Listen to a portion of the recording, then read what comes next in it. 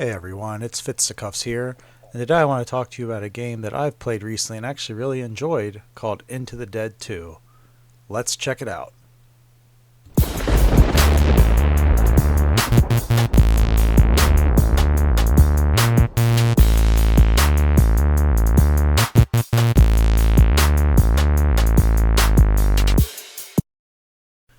Did you ever play that game Sharks and Minnows as a kid?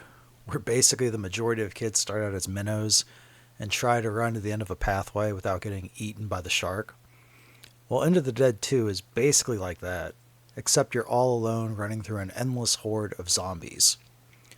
Now, this game was created by a company called Pickpock and was initially developed as a mobile game for iOS and Android, and it was later ported over to the Nintendo Switch.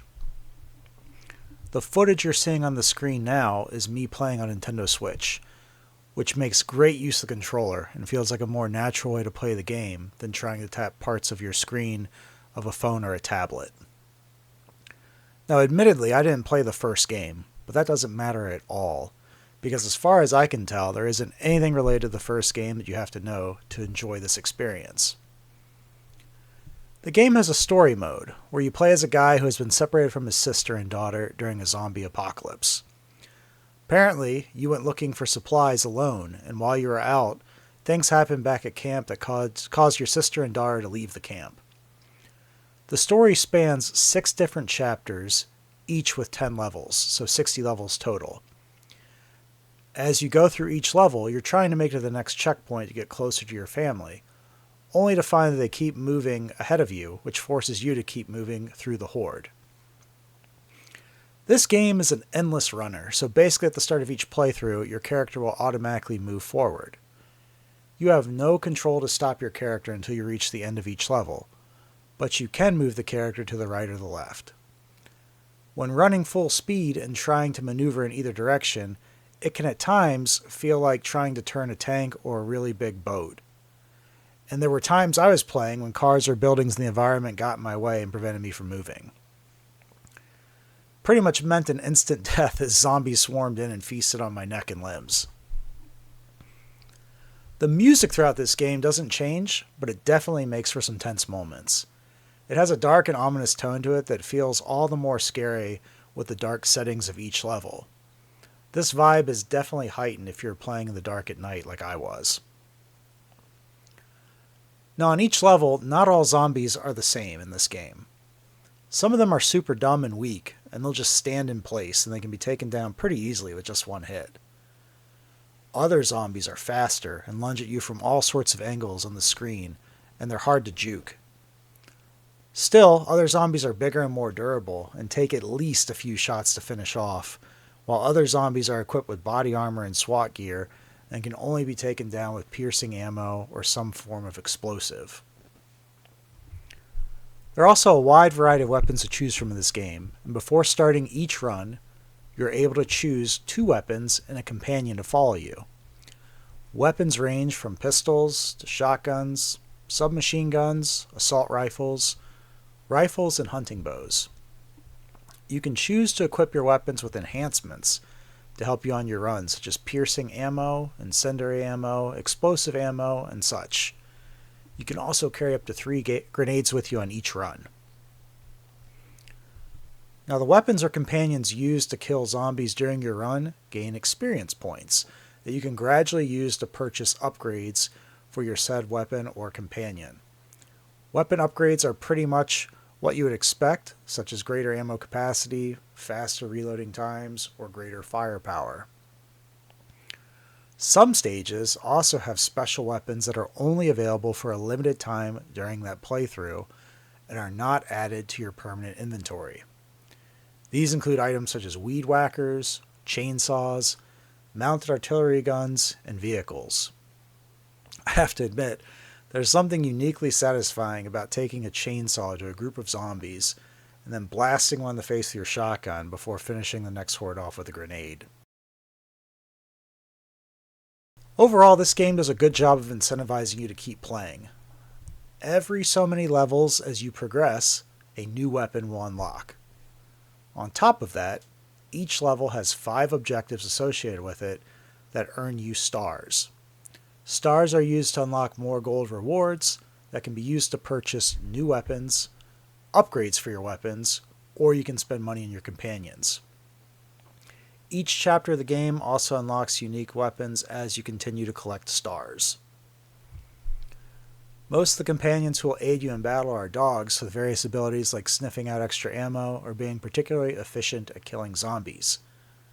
However, the more you play, there are additional companions to unlock, such as a wolf, tiger, and a bear. I happen to unlock the bear, and I love seeing the bear mow down zombies or toss around like a rag doll. It never seems to get old to me, no matter how many times I see it happen. Now, it's definitely important to make sure both of your weapons are loaded at all times. The pace of the game turns fast rather quickly, and you'll be spraying bullets or bows in no time. The worst thing that can happen to you is you spray all of your rounds and have to change weapons, only to get bit by a zombie during your reload. Because of this, I got into the habit of making sure both weapons were loaded whenever I had even the slightest of reprieves. There are definitely parts of the game where ammo is scarce, especially if you miss a few ammo drops due to how the game has you running or if you're overwhelmed by zombies. Because of this, it's important to be strategic with your ammo. Sure, it's extremely fun to run through a level blasting everything in sight, but there are definitely times when it makes more sense to be conservative with ammo and not engage with zombies along your path. There's also the ability to upgrade your weapons. As you upgrade them, it's pretty fun to return to earlier chapters with a fully upgraded weapon and just mow zombies down. It also makes it a little bit easier to go back and collect any stars you may have missed on previous playthroughs. Now, the controls of the game are relatively simple, and they make for a more pleasant gaming experience. The game doesn't try to bite off more than it can chew with complicated button controls or sequences. It's basically what you'd expect. Your right trigger shoots the gun, your Y button will cycle through weapons, your X button will reload. Nothing too difficult. The game also has 3 different endings in story mode, depending on how many stars you acquire during your playthrough.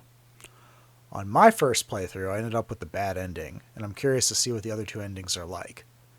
It definitely helps keep you incentivized to keep playing. In addition to the story mode, the game also has a section called side missions, with various side missions that operate like DLC. Some of the side missions tie in to the main story, and some of them are standalone stories in their own right. 2 side stories that are worth noting follow popular movie franchises. You have the original black and white Night of the Living Dead, which is honestly one of my favorite black and white movies ever made, and you have a Ghostbusters side story. Now, once you complete the game in all 60 levels, that's when you're able to unlock the Ghostbusters side mission. And I gotta say, they did a really good job here with this side story. Instead of feeling like just a piece of DLC, this honestly feels like a whole separate game in and of itself. And unlike other games I've played, where once you beat the game, you just move on and put it down, I found myself genuinely excited to jump in and continue playing this side story. In addition to the side stories, there's yet a third game mode called Arcade Mode, which lets you play through various scenarios with a specific weapon. Each arcade level has 3 customized objectives for you to meet. Early stages only require you to meet 1 of the 3 objectives before proceeding to the next level, while later stages require you to complete 2 or 3 objectives to advance. Examples of objectives include killing 50 enemies for 1 star, 100 enemies for 2 stars, and 180 enemies for 3 stars. The more stars you unlock on these arcade modes, the more gold you earn, which you can then spend on new weapons, weapon upgrades, companions, or other items to help aid your runs. Now keep in mind, these upgrades, they work across all the various game modes. So if you upgrade a pistol, it's upgraded for your story mode, it's upgraded for your side mission mode, and it's upgraded in the arcade mode. So it really makes sense to start leveling up those weapons as you progress through the game. Between the story mode, the side missions, and the arcade mode, I found that there was definitely enough packed into this game to keep me coming back and wanting more. I'm not saying it's the best game ever made, but it's definitely a fun game and worth your time. If you happen to be a fan of first-person shooters, and you're looking for something a little bit different that you can pick up and play in short bursts, definitely give this game a look. Now I'm curious, have you played this game or even Into the Dead, the first one? What are your thoughts on it? Be sure to let me know in the comments.